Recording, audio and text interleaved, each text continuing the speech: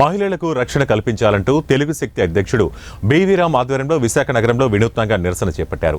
స్థానిక RTC complex సమీపంలోని GVMC ప్రధాన కార్యాలయం ఎదురుగా ఉన్న గాంధీ విగ్రహం వద్ద వైద్యులు కొనసాగిస్తున్న నిరసనకు బీవీరామ్ సంఘీభావం తెలిపారు.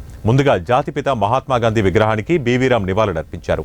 అనంతరం కళ్లకు గంతలు కట్టుకుని నిరసన వ్యక్తం చేశారు. ఈ సందర్భంగా బీవీరామ్ మాట్లాడుతూ మహిళలు అర్ధరాత్రి స్వేచ్ఛగా నడిచి వెళ్లినప్పుడే మహాత్మా గాంధీ కలల కన్నా నిజమైన స్వాతంత్రం లభించినట్లన్నారు.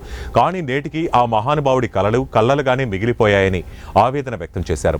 అర్ధరాత్రి సంగతి అలా ఉంచితే మహిళలు పనిచేసే ప్రదేశాల్లోనే రక్షణ లేకుండా పోయిందని ఆగ్రహం వ్యక్తం చేశారు. చివరకు వైద్య విద్యార్థిని పనిచేస్తున్న ఆసుపత్రిలో ఆమె మాన ప్రాణాలకు రక్షణ లేకపోవడం దేశం మొత్తం సిగ్గుతో తలదించుకోవాల్సిన విషయమన్నారు. కేంద్ర ప్రభుత్వం ఎప్పటికైనా కళ్లు తెరిచి అత్యంత కఠినంగా చట్టాలను అమలు చేయాల్సిన అవసరం ఉందన్నారు. చంపిన అరెస్ట్ చేయలేదు, న్యాయం ఆలస్యం అవుతుంది. ఈవేళ దేశం మొత్తం మీద డాక్టర్లు అందరూ రోడ్ రేక్ నిరసన తెలియజేస్తున్నారు. మేము ఒకటే కోరుతున్నాం, తక్షణం కేంద్రం కళ్ళు తెరుచుకోవాలి. గాంధీజీ గారు చెప్పినట్టు నిజమైన స్వతంత్రం ఇంకా రాలేదు భారతదేశానికి. 70 సంవత్సరాలు మొన్నే జరుపుకున్నాం. మరి ఈవేళ ఒక మహిళ విధులు నిర్వహిస్తుంటే అర్ధరాత్రి మానభంగం చేసి చంపి దాన్ని సూసైడ్గా చిత్రించారంటే నిజంగా మరి ఎటు వెళ్ళిపోతుంది అర్థం కావట్లేదు. ఇదే వాళ్ళు కోరేది ఒకటే, కామన్ ప్రొటెక్షన్ యాక్ట్ని ఇంప్లిమెంట్ జరుగుతున్నారు. మరి దీనికి ఎందుకు కేంద్రం సందేహిస్తుంది మేము ప్రశ్నిస్తున్నాం.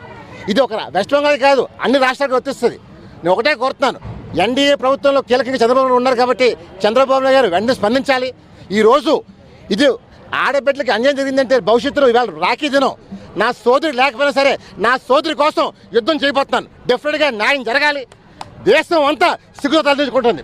ఈవేళ ఇంతమంది వైద్యులు రోడ్డు ఎక్కి నిరసన తెలియజేస్తారంటే ఇది నాట్ షేమ్ టు మోడీ అడుగుతున్నాను. We request the honourable prime minister immediately look it this matter. We want the culprits to be punished. ఈవేళ